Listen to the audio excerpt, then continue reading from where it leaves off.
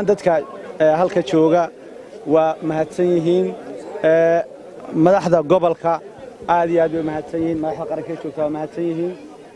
waxaan halkan runtii saaka u joognaa sida hore loo sheegay gudoomiyihii ka soo shaqeeyay halkan soo aasaasay guushan aanu maanta ugu nimi hararaha la qabanay dhaliyay isaga rag la midi oo Xuseen Kaahin Xayd iyo gudoomiyaha cusub ee loo magacaabay oo Maxamed Xasan Saleemaan Doob inaanu saaka xilka u kala wareejino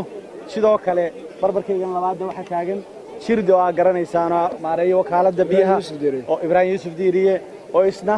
aanu magacawnay inuu noqdo gudoomiyaha gobolka ee campaign-ka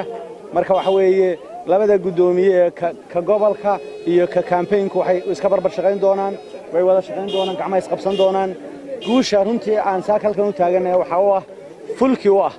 oo dhaliyay Xuseen Kaahin oo markii horena qofkii loogu yimi ee soo shaqeeyay ee shaqadan qabtay markii dambana markii rag cusub yimi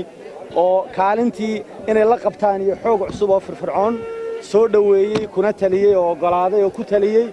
waxa weeye waxaynu u baahanay dhiig cusub si aynu hore xisbiga halka uga sii qaadno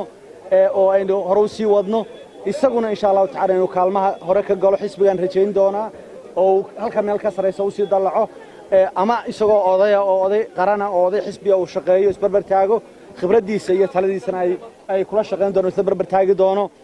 waxaan leeyahay marka maxamuudna Allah kugu asturo Xuseenna aad iyo aad baad u mahadsan tahay shirde mar labaad adigana Allah kugu asturo waxa weeye xilka ah campaign-kii hawshii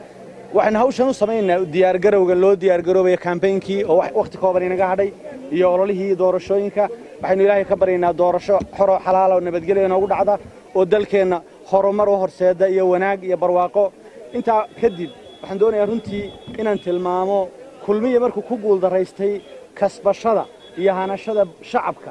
ayuu wuxuu adeegsanayaa inuu ama caburiyo ama laaluusho ama si qaldan u isticmaalo awoodda dawladnimo isticmaalo kulmiye waxa shalayto la xidhay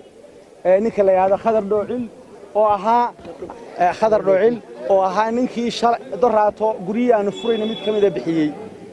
oo ku deeqay waxa lagu haystaa lagu xidhay dambi muu gelin maxaad gurigaaga u bixisay ee wadana u siisay bal dadada waaga Khadar Dhoocil waxa la xakalu sameeyay ma jirto uu xidhay shalaa la xidhay waxa lagu xidhay maxaad u taageertay wadani maxaad gurigaaga u siisay ma saxba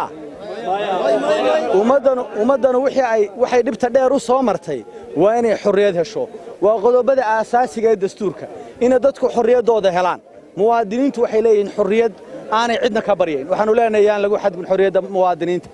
wuu xidhan yahay been idin sheegamayna ayaga shalaa la soo xidha gurigiisa yaani laga soo qabtay isaga waxba geysan hadday waxa laga yaabaa inay ka masabidaan oo yiraahdaan ama wax kale ku sheegaan bal maxay ku sheegi habeen hore isna ninkii hadlayay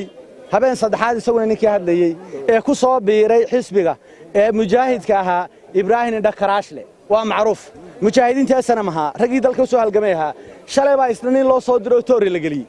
oo lagu dilay midi baa la galiyay shalayto hadda bal u fiirsada maxaad wadan u raacday midida lagu galiyay isna waa dhaawac ku yaala wajifa war waxaas ma dalbayna ku noqonaynaa waar kulmiyo dadku khasab ma aha khasab igu doorta ma aha waar dadka barnaamijka iibi ma naan khasbine quluubtooda yaanu kasbanay waar barnaamijka iibi waar dadku waxay kugu doortaan la kaalay waar umadu qaf iyo caburin uma baahna umadu waxay u baahan tahay cid danteeda iyo dhibaatadeeda u qumta oo toosisa bay u baahan tahay cid horumarisay u baahan tahay cid dayaceeda cid toosisa oo hagaajisa bay u baahan tahay iyadoo duruufooda ay qabaan oo ay ogtiin halka marayo sixir bararku oo ay ogtiin halku maraya dhaqaaluhu oo ay ogtiin in dekadii xiran tahay oo ay ogtiin duruufta kala duwan ee soo martay oo ay ogtiin inay xoolihiintay baxeen caydhoobeen dadkii caydhoobeen oo wax yar ka sii qiiqayaan xoolihii oo xoolihii yaani baxay waliba baaqi ay ku baaqeen bulshaduna ka jawaabtay ee ahaa in dadkii caydhoobay loo gurmado aan ilaa hadda qof loo gurman oo aan ilaa hadda xoolihiisa waa la ururinaya meel la geeyayna aanan garanay ilaa haddana aanan arag cid la xooleeyay iyo cid wax loo qabto loogu qabtay xoolihii loogu baaqay ummadda laga ururinayay ayaa haddana la leeyahay iyagoo dhibtaa qaba dib loogu sii daraya ayaa dib loogu sii daraya waxaan leeyahay u adkaysta insha Allah taala ayaama yar baa ka haray isbedelkii dadaala dadka una caqligiina waa qabtaan qof waliba caqligiisu qabaayo wuu arkaa waxa jira wuu arkaa annaguna waxaanu idin ballan qaadaynaa insha Allah ta'ala isbedel dhab aanu idin ballan qaadayn isbedel dhab ayaanu idin ballan qaadaynaa insha Allah ta'ala ilaahay waxaanu ka baryaynaa isbedel khayr qaba waxaanu insha Allah ta'ala wax ka qaban doonaa sida barnaamijka ku qoran waxaanu wax ka qaban doonaa haday tahay sixir bararka aafeeyay waxbaanu ka qaban doonaa insha Allah ta'ala waxaanu already ma aha waxaanu iska leenahay waxaanu sameeynaa bandhig cilmiyeed aanu kula tacaalayno leenahay sidee baynu ula tacaalaa qorshaanu ka sameeynay qorshaanu ugu diyaar garownay marka dawladnimada la helo lagu hagaajiyo kuwii joogay kulmiye ilaa hadda qorshe ma keenin waxay leeyihiin waxaanu qaban doonaa oo maadimka qabati caafimaadka wax ka qaban doonaa hadda ka qabo biyaha wax ka qaban doonaa iminka ka qabo hadda day iminka dee qabo ninka mucaaradka xaq buu leeyahay inuu yado waxaasan qabo doonaa laana isagoo awoodi marka gacanta kuma hayo ninka laakiinse awoodda gacanta ku haya dee maanta aad joogtaay wax qabo maanta aad joogtaay wax qabo war waxaanu leenahay dalka insha Allah ta'ala dalka dadku waxay soo mareen oo inta ugu soo sabrayeen oo ugu soo suduudayeen oo ugu soo halgamayeen inay helaan horumar inamada reer Soomaaliland waxay xaq u leeyihiin inay helaan oo aanay u tahriibin ay helaan gurigooda ku helaan horumarka inanka dunida koobaad iyo dunida labaad